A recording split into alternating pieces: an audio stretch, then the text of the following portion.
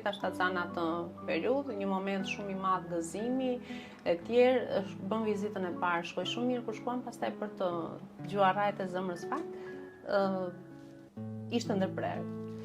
Dhe në fakt mbaj mend edhe mjekën atë kohë, domethënë që unë qaja mjekja qante, aq domethënë emocioni fort ka qenë, por kanë qenë momente të vështira.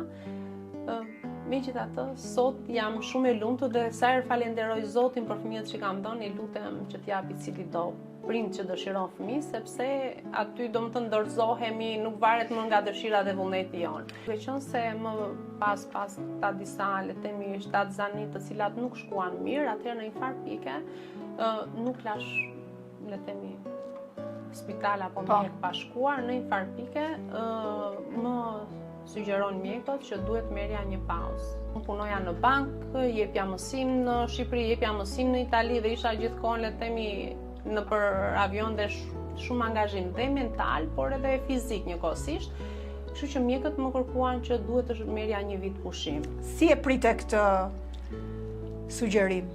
Në momentin e parë e kisha të vështirë ta realizoja, duke konsideruar që unë kam pasur gjithmonë një jetë shumë aktive dhe gjithmonë kam bërë na 2-3 punë. Jo, sigurisht në fillim edhe për pjesën financiare, për të mundësuar le të themi realizimin e atyre objektivave, por edhe faktin që unë jam njeri shumë aktiv.